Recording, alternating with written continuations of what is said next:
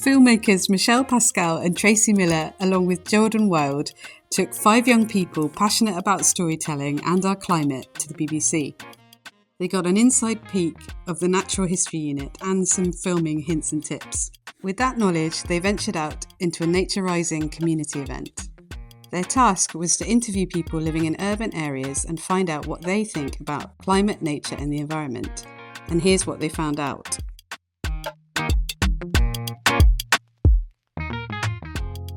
We've been divorced from our lands, from Africa, from the Caribbean and from Asia, and we're very much here. So when we go into spaces like the Mendips or these vast urban spaces, we're seen as strangers. A lot of brown and black and people of colour folks don't feel like nature and green spaces are for them. We feel like environmentalism and all of this stuff around climate and nature is not for us, even though we are the global majority. There's not one piece, there's bar in here, what bit of green is there by the park? What is that? Then you go to another block of flats, it's the same again. We need land space in our communities where you can see things being grown.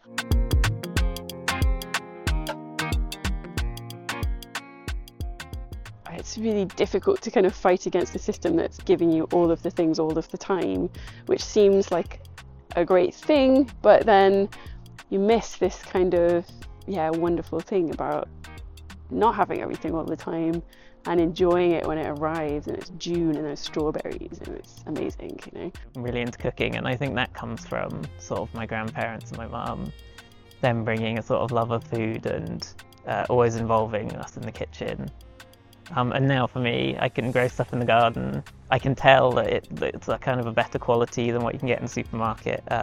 It's like a special thing. I can enjoy it. So I think looking to other countries that have different systems and maybe aren't relying on pesticides so much is also a really interesting thing to do. So kind of looking out to the global community as well.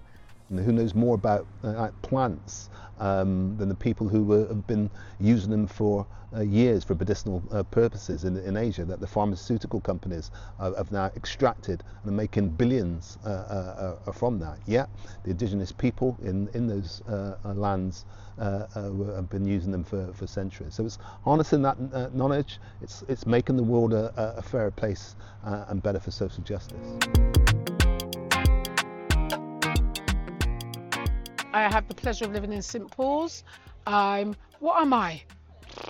Plantivist, activist, greenivist, ecovist. I also do my own stuff. I call myself Flourishing in St Paul's. So I do a bit of green stuff or gangster gardening in St Paul's.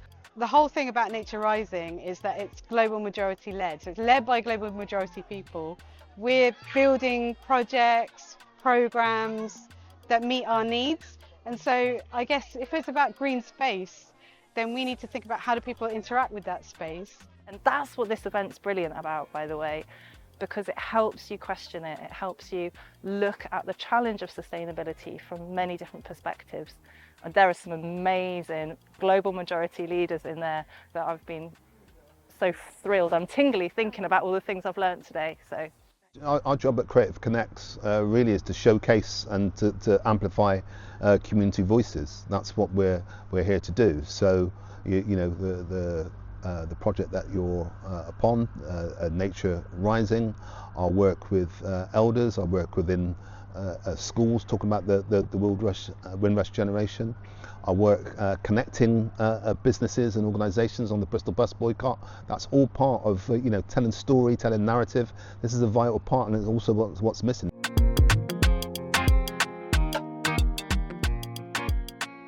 Nature is quite resilient. So even if you have a small space, and even in your room or back at home, if your garden's small, I feel like you could make a lot with such a small space, and then sharing it with other people.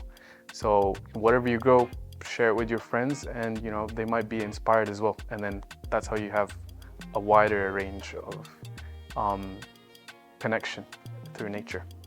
It's changed my life. I started that journey into going back into being one with nature. And since I've been to this kind of network and community, I've been able to plant my own pollinators, which are doing really well. I've been able to go back into planting and just having fun in my garden, something that I've always wanted to do, to have that connection with my garden. As much as we've loved doing Nature Rising on this kind of budget, it hasn't been sustainable like this, and we won't be running it again like this. So in order for the sustainability of projects or programs like ours, we really need to make sure that we've got that kind of flexible, sustainable funding, and that trust and relationship is there, and we can work with funders and really do something amazing as we've done this time. I'd like to see more of it. That's why I was happy to volunteer my time and be here today and wait for the most exciting part of the day, where there'll be dancing and music and food.